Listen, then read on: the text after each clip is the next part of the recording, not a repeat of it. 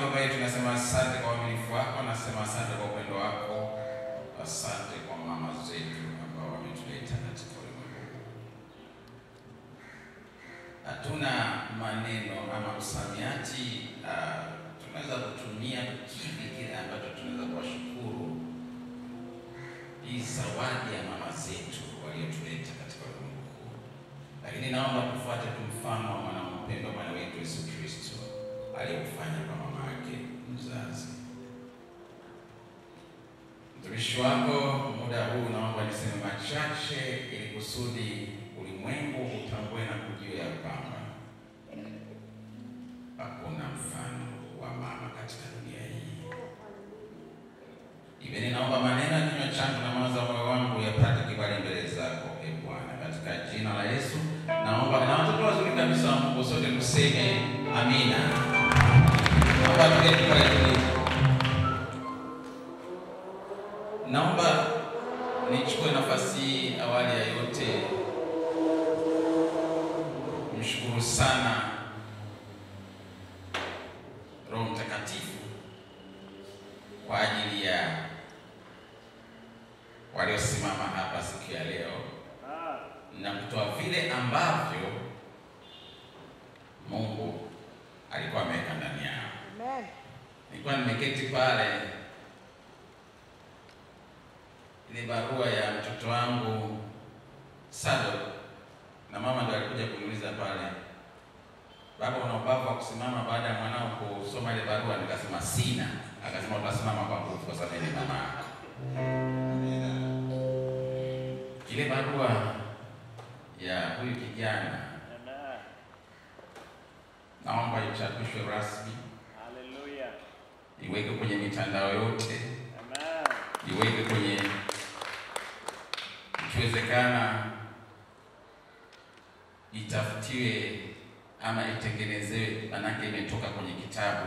Ikiwezekana kitabu chake kitayarishwe rasmi ili kusudi tujifunze mengi. Haleluya. Vile ninaomba nishukuru sana Senior Pastor Doris ambaye kufuatana na huduma yetu ya kimataifa aliongea na ulimwengu kwenye lugha ambayo wanaifahamu kuhusu umuhimu wa mama. Asante sana Senior Pastor, ulisema maneno mazito sana, na nina uhakika mama yako mzazi yuko pale alikuwa akirukaruka katika kiti chake. Bwana Yesu asifiwe.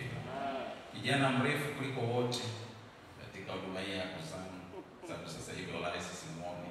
Na wewe nashukuru sana Giros, mtumishi wa Mungu, ulisimama hapa, uliongea yaliyokuwa toka ndani ya moyo wako. Ukayatoa yalivyo. Lakini mwisho mke wangu ambaye ndio hii ni siri naongea tu, naomba niongee tu. Unajua mke wangu ambaye yeye ni mentor wangu, yani yeye ni mwalimu wangu. Ulisimama hapa na uliniuliza pale, nikamwambia mama endelea, lakini unasema baba wewe ndio unaweza ukatoa yale ambayo yako katika nani vilindi vya kiini cha moyo wa Mungu. Asante sana. Sina haja kukwambia nakupenda. Mimi upendo wangu unajua sionyeshi, sipendi kuongea sana siku hizi, ni matendo. Amen. Upendo kwa matendo. Jamani, Bwana Yesu asifiwe. Present worship, Mungu awabariki sana. Yani nimeimba nyimbo ya mwisho.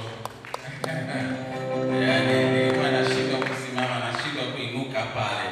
Yani kila nikisikiliza nikasema this is too much. Hallelujah. Kumbe Torati walinunua. Ilibidi wailipie, sikujua. Mtumishi kwa Mungu sijui kama Torati ilipokuja ilibidi wailipie. Kwa hiyo sasa hivi kumbe neema tumepewa bure tu. Kwa ni mama vile vile ni neema, sio? Okay. Biblia inasema vizuri. Sasa sina haja kusoma maandiko kwa sababu hayako katika kile ninachotaka kuongea. Mimi nataka kuongea kuhusu mama. Kwa ufupi tu.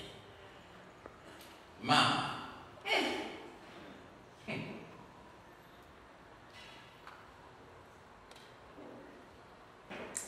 Mama ni kazi ngumu kuliko zote duniani.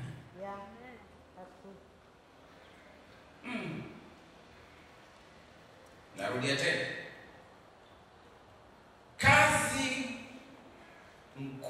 kuliko zote. Na hii wengi wetu hatujui, lakini hii unaweza kujua kama wewe siku moja utapata neema ya kuwa mama na kulea watoto mpaka wawe watu wazima. Mama, kazi hii ya umama ni kazi pekee cha kwanza ambayo haina likizo hata siku moja. Kazi ya mama. Hii kazi ni ya masaa 24.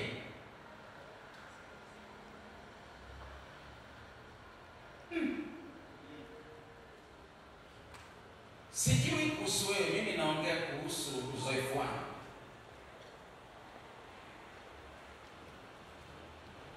Kile kiumbe kinapotungwa tumboni mwa mama, kuna baadhi ya wamama wanaianza pale. Nasema sio wote, lakini nadhani wengi. Na naomba mnielewe na nyinyi ambao hamjakuwa wamama ama nyinyi ambao hamjapitia katika njia hii. Kuanzia pale mama anaanza kazi rasmi ya kulea kwanza kile kiumbe ndani ya tumbo. Kuna wengine ambao wanapita katika changamoto mpaka siku ya kwenda kujifungua.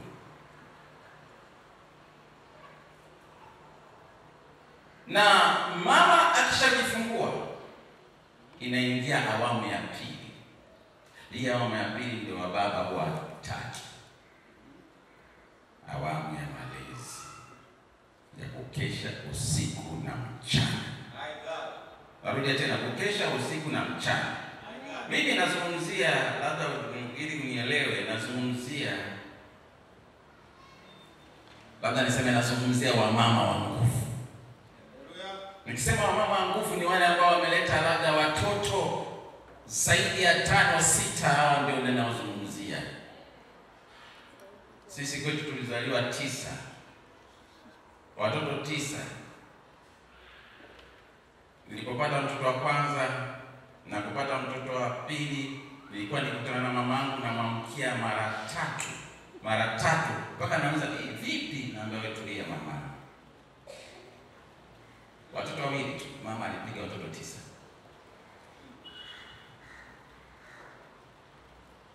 Sijui kama unaelewa. Watoto 9. Kiasi kwamba nikamwambia mama, nina watoto, wakati nadhani kwa na watoto wawili tu, si mmoja. Nikasema watoto 9 na unasimama.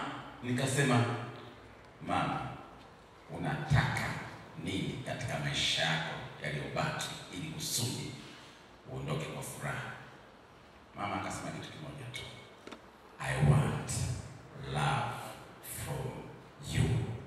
Naomba upendo kutoka kwako. Jamani, Bwana Yesu asifiwe. Bwana Yesu apewe sifa. Na nikampa upendo wote. Baba yangu alipokuwa akiondoka katika dunia hii, alinipa urithi ama alinipa nyumba. Nikamwambia mama yangu, sasa hii nyumba ni ya kwako na mimi ni mtumishi wako. Yaani mimi ndio houseboy, mimi ndio house girl, na mimi ni driver, na mimi ni kila kitu kwako, kutokana na umuhimu niliogundua kuhusu mama. Jamani, Bwana Yesu asifiwe. Na mama yangu alikuwa akijikuna tu. Niko hapo kumuuliza, mama vipi, mbona unajikuna? Na nilikuwa na desturi ya kumfanya mama yangu chochote anachotaka nimfanyie. Na naomba niwaambie, wamama wakishafika umri fulani huwa wana tabia ya kuomba hela kila siku. Sio kwa sababu wanahitaji hela. Wanaomba hela kila siku kwa sababu kuna msururu wa watu nyuma yao wanahitaji msaada. Asante, umeipata eh? Basi pigeni makofi kidogo. Sio kwa sababu anahitaji. Jambo la kushangaza, mimi mamangu nikagundua kwamba sio tu wajukuu. Sio tu, yaani mamangu alikuwa anagusa mpaka majirani. Nyumba ile ilikuwa ni nyumba ambayo watu wakishiwa chumvi walikuwa wanakimbilia pale, watu wakishiwa sukari walikuwa wanakimbilia pale, watu wakishiwa mafuta walikuwa wanakimbilia kwenye nyumba ya mama. Nilipogundua hii, nikasema mama, msaada wangu kwako utakuwa kama maporomoko ya Victoria Falls. Mama,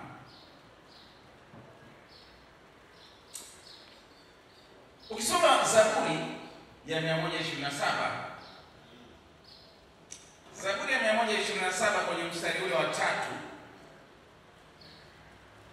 unakuta neno la Mungu pale likisema, mstari wa 3, tazama wana ndio urithi wa Bwana, uzao wa tumbo ni thawabu. Katika mstari huu wa Zaburi nikagundua kwamba wamama wenye hekima, unakumbuka katika kama sikosei ni Zaburi ile, wamama wenye hekima wanajua kwamba uzao wa tumbo lao, kinachotoka kutoka katika tumbo hilo ni thawabu. Ukisoma katika Biblia ya Kiingereza inasema, ni Zaburi ya 127, Biblia ya Kiingereza inasema, behold, children are heritage from the Lord.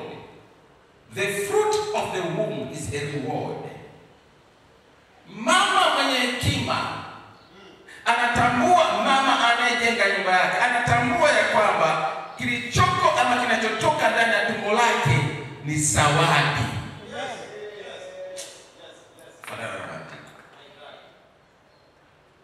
Ngoja tusome tu pale, maana kuna maandiko fulani watu wanatumia. Zaburi 14, hebu tusome pale kidogo. Jamani, Bwana Yesu asifiwe. Haleluya. Niko na mtu mmoja. Ni Methali 14. Nenda tuende katika Methali 14. Mstari wa kwanza anasema, kila mwanamke aliye na hekima hujenga nyumba yake, bali aliye mpumbavu huibomoa kwa mikono yake mwenyewe. Sasa mama, tunapozungumzia sifa za mama hapa, sio wote wana hizo sifa. Unajua tunaposema kitu fulani, kwa mfano unaweza kusema watu kabila hili bwana wana tabia hii na hii, na haimaanishi kwamba ni wote, ila ni wengi. Sawa? Bwana Yesu asifiwe. Kwa hiyo tunazungumzia mama mwenye hekima. Kwa hiyo mama anatambua ya kwamba kile ambacho kiko ndani ya tumbo lake, hata kabla hakijatoka ama hajakitunza, Mungu anajua hii aliyonipa mimi Mungu ni zawadi. Bwana Yesu asifiwe. Mama sio mtu wa kawaida. Mama ni mtu pekee.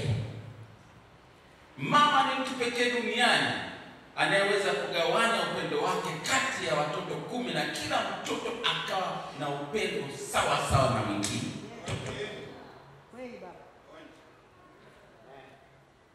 Bwana Yesu asifiwe. Dadangu kwa pale ambaye aliendelea baada ya mama kuondoka, alafu akatupa ulezi kwa mke wake. Anatambua watoto 9, lakini mama aliendelea wote, na wote upendo ulikuwa sawa sawa. Yaani mama ana upendo wa kiungu. Upendo wa kiungu uko sawa sawa. Upendo wa kiungu uko sawa sawa. ila sisi ndio tunaoshusha ama tunaweza kuupandisha, lakini Mungu upendo wake wanasema constant. Watoto 9 ama 10, mama ana uwezo. Oh, haleluya.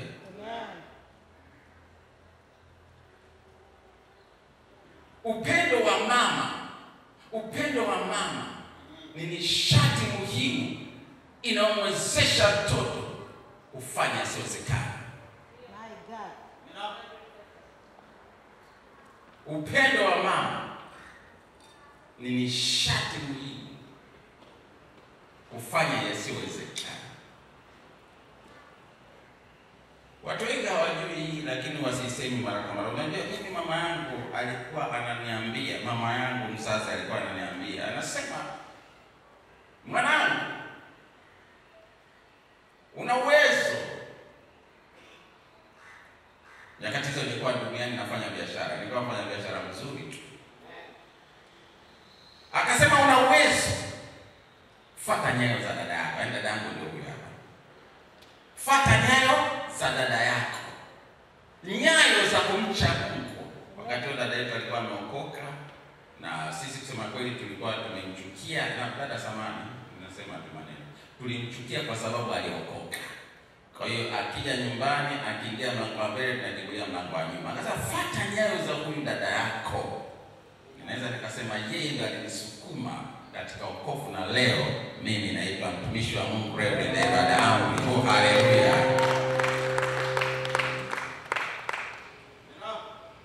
Ukiona kijana anafanya vitu visivyowezekana, siri yake ni kwa mama.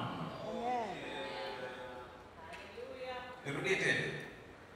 Ukiona mtu anafanya mambo ambayo hayawezekani, ya ajabu, ambayo yanaleta tija katika ulimwengu, siri ni mama. Uraboshia mama. Mama hana haja ya kufungua kinywa. No. Hamjaelewa. Mama hana haja ya kufungua kinywa ili akubariki. Mama anachotaka kufanya ni just a little bit of smile.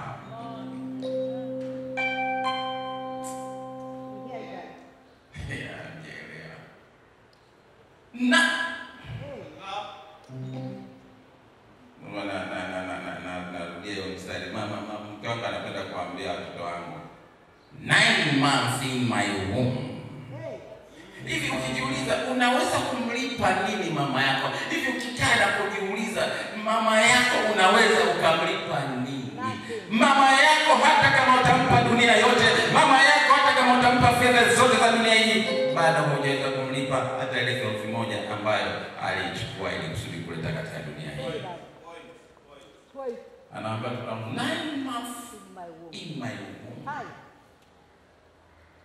Mimi watoto wangu sasa hivi ni wakubwa, wana maisha yao, wana nyumba zao, lakini wakifika kwa nyumbani vile wataosha vyombo, watapika, watafagia, vile anasema nyinyi mtabaki kuwa ni watoto wangu, ninawalea hii kama zawadi ya maisha yenu ya baadaye. Liko mtoto wangu mkubwa kwa Simoni, sijui lazima atakapo mkubwa kabisa. Anaosha vyombo ile jamaa yule, kwa kuliko mimi. Mimi nacheka nikiona anaosha vyombo basi. Sasa anaosha vyombo jamani, mama vipi bwana? Afu baba anamkata kichwa. Nigenda kwa sababu. Bwana Yesu asifiwe. Mama ni muhimu sana kiasi kwamba mtumishi wa Mungu alisoma katika Yohana sura ya 19, tunaonyeshwa kutoka kwa Yesu Kristo Bwana wetu, mkombozi, muumba wa mbingu na nchi. Nikishaongea hapa leo, ukishajua umuhimu wa mama na ukaanza kupiga hatua, nakwambia maisha yako yatakuwa jinsi yalivyo. Nasema maisha yako hayatakuwa jinsi yalivyo. Mimi sisemi kwa sababu nimeambiwa, nimepitia. Mnasikia baraka zinazotembea nazo, mimi sijazitengeneza mwenyewe, zinatoka kwa mama yangu. Hazikutoka kwa baba, kwa mama. Ukisoma hii Yohana 19 alijua umuhimu wa mama. Wakati anakata roho, akasema vitu ambavyo vinaonyesha umuhimu wa mama. Aliamua kumhifadhi mama yake, aliamua kuhakikisha maisha ya mama yake yanaendelea kuwa sawa. Anamwambia Yohana 19:26. Kusoma Yohana 19:26.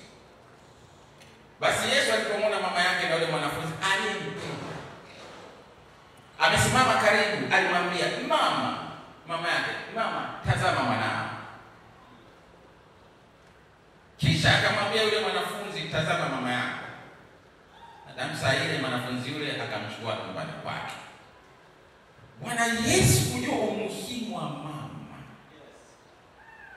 aliamua kumkabidhi mama yake kwenye mikono salama kuliko yote.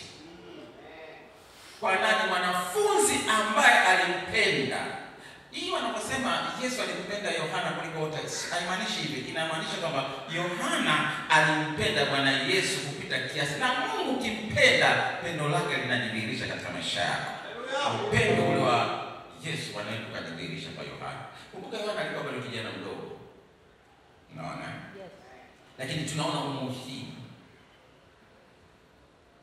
Nadhani kuna watu hapa mama zenu bado wako hai. Naomba nikwambie siku ya leo, hakikisha mama yako anaishi maisha yaliyojaa furaha. Hakikisha mama yako anaishi maisha yaliyojaa amani. Hakikisha mama yako anaishi maisha yanayojitosheleza. Jamani, Bwana Yesu asifiwe. Mdekeze mama yako. Na mama wakishakuwa watu wazima huwa wanasahau. Unawapa leo chochote, siku ya pili kasahau. Sio kasahau kama ametumia. Ukishampa anaweza kuweka hapa akasahau, alafu mjukuu akachukua akaenda kutumia. It's okay. Kwa hiyo mdekeze mama yako. Kama anaelewa. Sio tabia. Mama, juzi nilikupa, jana nimekupa, na leo nahitaji tena. Wewe mama vipi? Watch out. Please. Tafadhali. Mama ana baraka kubwa sana kwetu sisi. 9 months in her womb. Miezi 9 ndani ya tumbo lake. Oh my God. Miezi 9 hivi, wewe ufikirie miezi 9 huko kule ndani ya tumbo, vitu vyote unafanya kule, kula kule, kila kitu kule, miezi 9 ndani ya tumbo. Na wakati kuna mama wengine miezi 9 ndani ya tumbo, alafu kwa baba tunawachanganya vile vile mama. Jamani, Bwana Yesu asifiwe. Na sisi wa baba wetu kusema kweli, kwa sababu hatujui kinachoendelea, hatujui ule mzigo, kwa matokeo yake tunawanyanyasa. Huwa ninasema nilinyanyasa mke wangu, mtoto wa kwanza, mtoto wa pili, mtoto wa tatu niliingia chumba cha kujifungulia. Mtoto wa tatu, sijui ni Mungu tu alinipeleka kule. Nilisema nilipotoka katika kile chumba baada ya kujifungua, nilikuwa na mwamkia.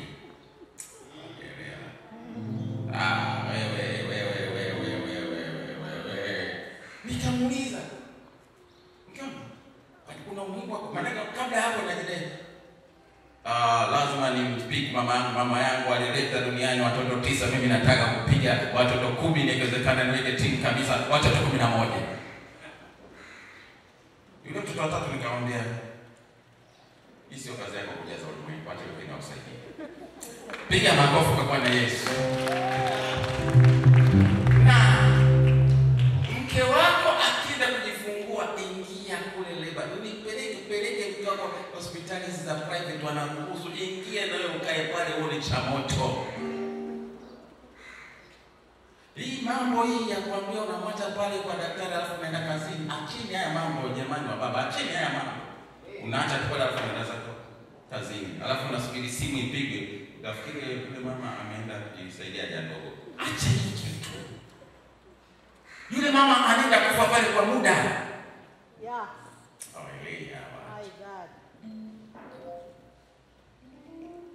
Sema mama. Sema sio wa kawaida.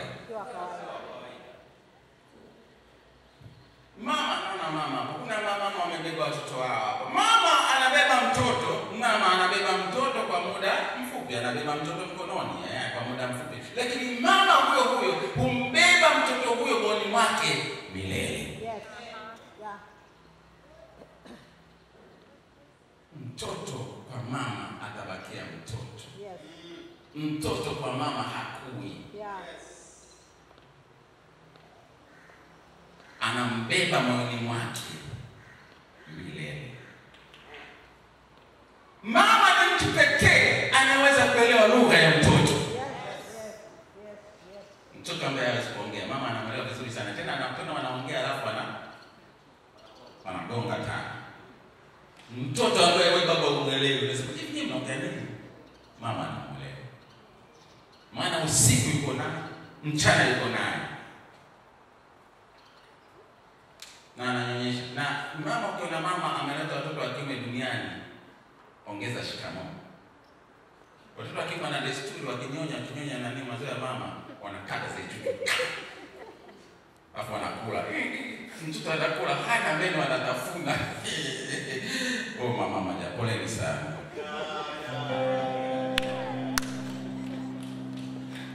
Sio wote lakini. Na wakati mwingine inabidi anyonyeshe mtoto, ananyonya hivyo ananyonya damu na maziwa. Yeah. Na anasema niko sahihi. Watoto hao wanaponyonya usikiri maziwa matupu na damu. Sababu wanaponyonya fizi zao zinakuwa ni kuliko meno, kwa wakimia hivyo anatoa na damu kidogo. Alafu ile damu nadhani watu walikuwa labda leo nikueleweshe.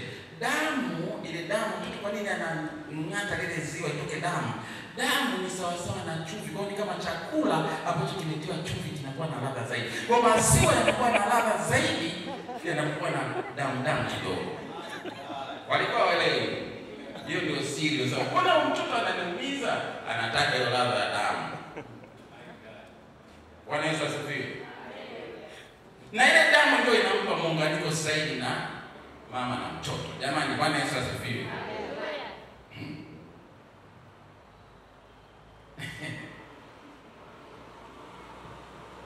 Mama anaweza kwa urahisi kabisa kuchukua nafasi ya baba. Lakini sisi mababa hatuwezi. That's true. That is very true. Hello. Mababa wamenichukia hapa. Leo ninaongea tu kweli ili kweli tuweke huru. Mama anaweza, ama kama mnabisha hivi ni baba gani hapa? Okay. Biblia inasema nini? Ukisoma Biblia katika kitabu cha Waefeso katika ile sura 5 inasema wake watiini waume zenu. Sawa? Alafu inasema waume wapendeni wake zenu. Lakini nionyesheni baba mmoja tu ambaye ni mtii kwa mke wake.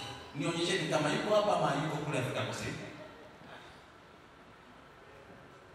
Mimi ni mtii kwa mke wangu.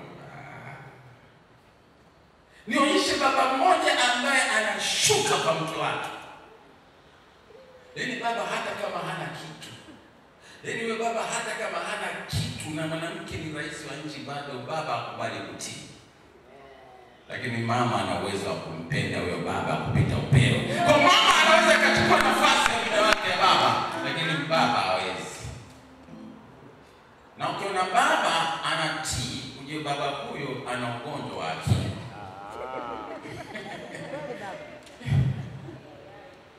Ujue huyo baba ana matatizo. Hii nafasi hatuwezi kuichukua, lakini wake zetu, sisi mama zetu wana uwezo wa kupenda kupita kiasi.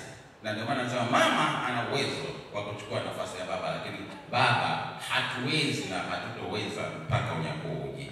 Mungu atusamehe. Jamani, Bwana Yesu asifiwe. Alisoma katika Methali, kijana wetu alisoma katika Methali sura ya 10. Alisoma mstari wa kwanza. Methali sura ya 10 mstari wa kwanza inasema mama mwenye hekima mfurahisha babaye. Mwana mwenye hekima mfurahisha babaye, bali mwana mpumbavu ni mzigo wa mamaye.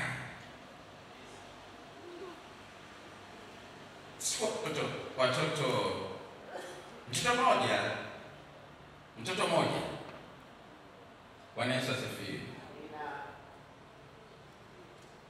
Haleluya. Kwanza na mtoto mmoja sio? Okay. Njoo hapa bwana nani Julai. Njoo huyu. Wewe ndio mfano wa mama. Maana hata kumchukua mama. Hata kumtoa wewe sasa wewe ni mama. Njoo bwana wewe ni mama. Sasa huyu George ni mtoto wako George. Ndio wewe ni mtoto. Njoo bwana wewe ni mtoto. Njoo simama hapa kijana. Wewe ndio mama.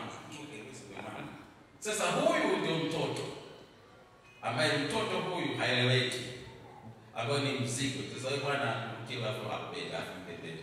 Mrukie kumbe wewe. Nenda nani. Sasa kwa ni mizigo ambayo tunawapa mama zetu.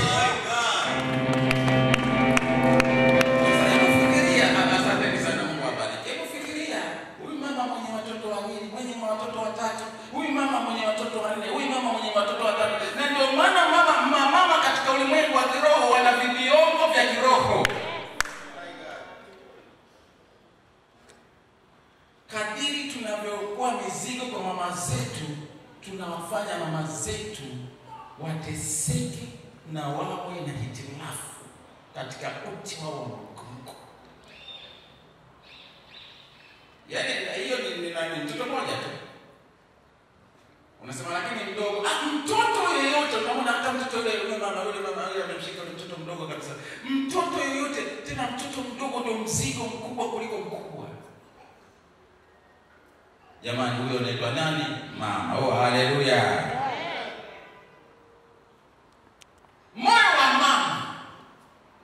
Moyo wa mama ni chuo kikuu cha mtoto. Yes. Yaani shule ya mtoto wako huyo iko ndani ya moyo wa mama.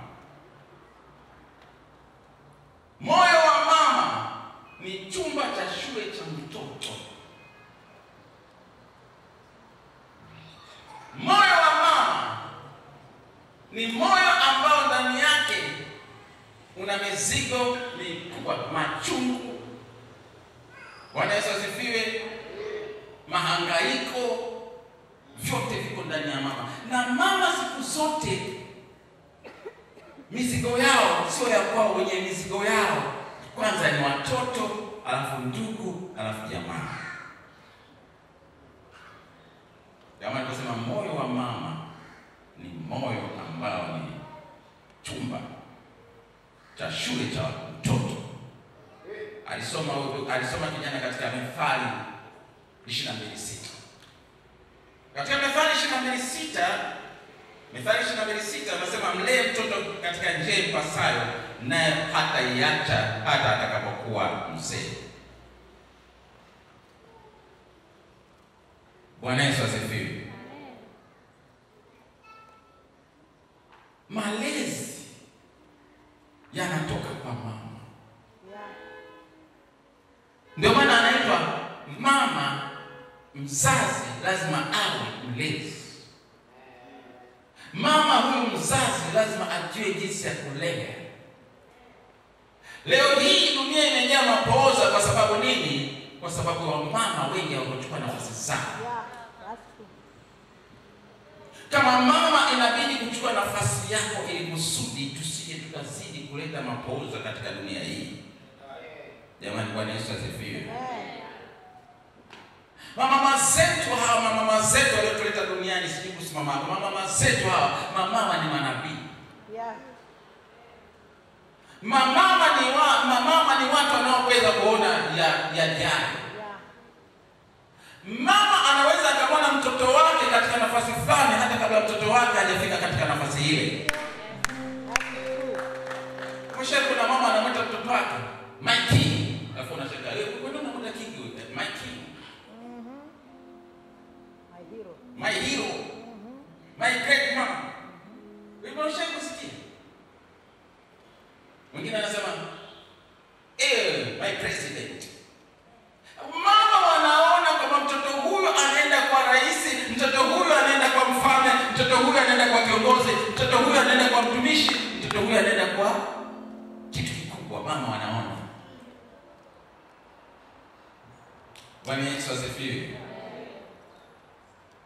hata kabla sijakuwa mchungaji, mamangu alishaniona. Mamangu mimi alikuwa ananiambia, wewe utakuwa padri wangu wewe. Padri, unajua padri tumetoka katika makanisa yale mazuri. Kwa mama yangu alikuwa anasema padri wangu. Ile kitu ikanisukuma mimi. Ikanisukuma mama ananiita padri. Ikanisukuma mimi. Maisha yangu yakawa kanisani. Nikawa natumika na mapadri kanisani. Kama wale wanaenda kwenye makanisa ya Katoliki unaona vijana wanasaidia mapadri. Mimi ndio nilikuwa rais wa wale vijana, nikijua naenda kutimiza kile ambacho mamangu alitaka nitimize. Nakumbuka nilipokuwa natumika kanisani, dada yangu alikuja siku moja kanisani na watoto wake. Wakati wa kina Doris wako wadogo hawa, wakaniona mimi niko pale kanisani natumika. Kwa hiyo kule waliponiona kule wakawa wanasema, ako amekuwa padri. Walifikiria mimi ni padri. Kumbe mimi nilikuwa natumika kanisani. Nilitumika kanisani katika kiwango cha mama alishaniona kwamba nitakuwa mtumishi. Mama anachosema ndicho kinachotokea. Kwa sababu mama ni nabii wako. Nabii sio mchungaji wako, nabii sio askofu wako, nabii sio yule nabii wa kwanza ni mama yako mzazi. Yeye ni nabii wa kwanza, manake alikuweka ndani ya tumbo lake miezi 9, anajua wewe ni mtu aina gani. Unapotoka tu anajua huyu atakuwa hivi na hivi na hivi. Haleluya. Nabii wa kwanza ni mama yako. Jamani, jina la Bwana lihimidiwe. Jina la Bwana lihimidiwe. Ndio maana Biblia inasema. Biblia ukisoma katika kitabu cha Timotheo, ukisoma kwenye kitabu cha Timotheo wa kwanza. Asante Roho Mtakatifu. Katika Timotheo wa kwanza tutasoma sura ya 2. Timotheo wa kwanza sura ya 2 mstari wa 14. Neno la Bwana linasema, wala Adamu hakudanganywa, ila mwanamke alidanganywa kabisa, akaingia katika hali ya kukosa. Angalia maneno. Biblia inasema Adamu hakudanganywa, kwa sababu Adamu alijua kwamba yule mtu na madhara, sio? Lakini Adamu alikula lile tunda kwa sababu ya upendo kwa mke wake. Alimpenda sana mke wake. Biblia inasema Adamu hakudanganywa, ila mwanamke ndio alidanganywa. Kwa ikakosa likawa kwa mwanamke. Lakini katika mstari wa 15 anasema, walakini ataokolewa kwa uzazi wake kama wakidumu katika imani na upendo na utakaso pamoja na moyo wa kiasi. Kwa nini Biblia inasema ataokolewa na uzazi wake? Wanafananisha, ukisoma hapa wanafananisha uzazi, yaani kama ni uzazi